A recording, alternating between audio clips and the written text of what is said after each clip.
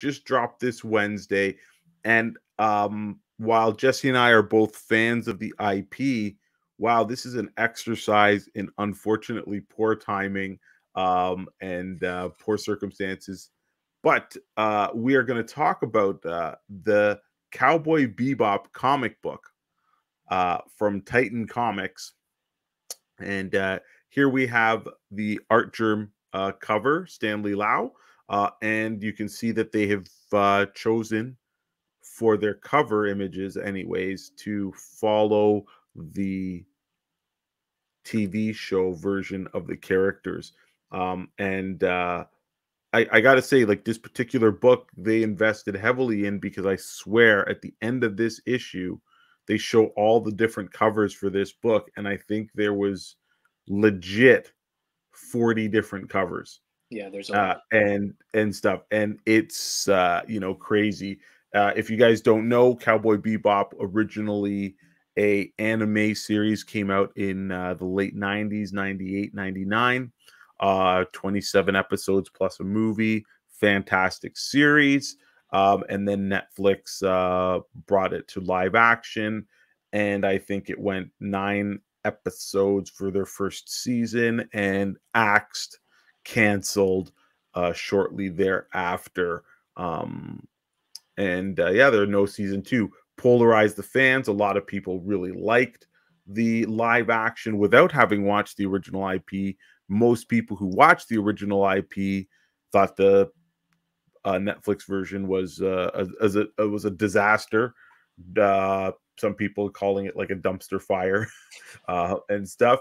And so there will be no second season for that. There's petitions, of course, as fans always petition. And you know what? Again, never say never, because some shows do get rescued, but I don't think this is going to be one of them. So this comic book, we are following our space cowboys. Again, very stylized book. The characters do not look like the TV series art-wise, but they do have their swagger and their style. We can see a very kinetic and hip Spike Spiegel here doing his thing, being cool while kicking ass. Story-wise, I felt it fit the universe, right? I felt the only thing was that it might have been, for this first issue, if you know the source material, if you've watched the series already, and maybe even if you've watched the Netflix stuff, it almost felt too similar. Like it's just another similar caper that almost makes it feel like they're trying to do a comic book adaptation of the show. Did you get that impression too, Jesse? Which show are you talking? The anime or the I just feel in general like them, the crew going, like, yes, they are bounty hunters, but again, they're in a casino and they're going after a guy, and the guy has some type of device and stuff like that. And I'm like, I've seen this story before.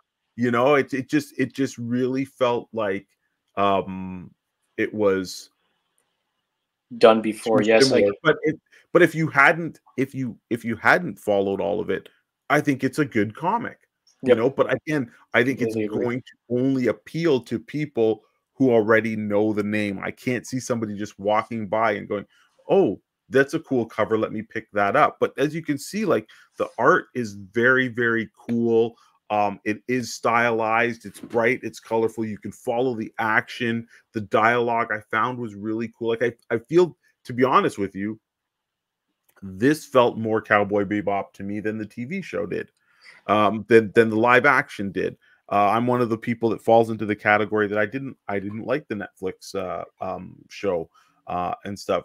But I do really feel bad for the timing of this. Had this comic come out when the show came out, I think people would have picked it up out of curiosity, seen how it tied in. And if they were enjoying the show, they would have been like, oh cool, I'm going to continue with this. As it is now, I think it's going to be hard pressed to be sold to anyone. But that's why we're talking about it, because I think both you and I did enjoy this comic, right, Jesse? I did enjoy it, but it didn't seem too much like Cowboy Bebop to me, if that makes sense. The anime was very well written. It was very unique in the way it presented itself. You usually saw the bounty, the crew got the contract, and then they chased the bounty, and then they caught him in the end, right? I feel like this one we were more introduced to the characters than the actual bounty, so it kind of seemed a little bit more like, I haven't seen the Netflix show, but that's what they did in the Netflix show, right? They focused more on the Bebop crew. Yep. Right. So I feel like it's not really Cowboy Bebop, but it's not bad. Does that make sense? Like yeah, I can see that. I just like, I think for this particular comic, like the if you recall, the my favorite part of this one was when Jet was talking to the woman on the stairs, and that to me felt like something that would have come out of the anime. You know, exactly. That portion was especially well written.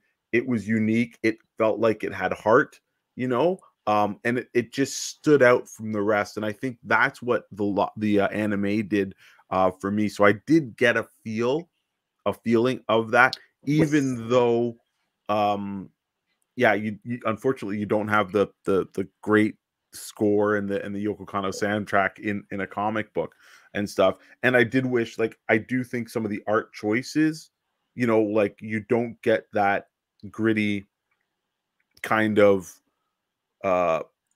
future and past amalgamation in some of the art style and stuff. But again, maybe as issues go on and we see other things, we'll get that. But yeah, I still think that the art was pretty good, and it's stylized, and I think they had to go with something a little bit like this. Oh, if you're just reading it as a comic book, it's a great comic book. If you're reading it because you like the anime, it's still a good comic. Like I didn't not like it, because we're judging it by a 22-minute show, and this is the first issue. So if we look at it as the first act, it's because it's only four issues long, right? I think the first part, yeah. So it's 4 issues long. So if we're looking at it, it's the first act. Yes, it did the job. We got introduced to the bounty that they're going to be chasing. It seemed a little watered down Bebop. Yeah. Right. I did like the scene that you were talking about when Jet was talking to the random lady out front, because that's what the anime was about. The Bebop crew was always either an obstacle that the bounty had to overcome, which they never did, or they just so happened to be in the right place at the wrong time. Like, I always think of the right place at the wrong time when I forget the episode title, but it was the one where they're back on Earth and the guy gives the package to Spike, and he's like, hold this, meet me here in a day. No, wait, make it 2 days. Like, Spike's just there randomly walking by, hands in his pockets, and then he gets handed this package, and then that's where the story starts, right? Yeah. So that's why I like that scene with Jet. I wish there was more of that. Yeah. But I get they're trying to merge both audiences together in one comic book to bring fans of both together. Right? Do it. And I think they did a good job of that, but I'm like you, lean towards the anime opposed to, I haven't even watched the live action. So yeah, as always, thank you for tuning in, and continue to check us out. Heroes World online, that is where you're going to find us, all kinds of content. And remember, please, if you can, like, subscribe, tell a friend, help us spread the word.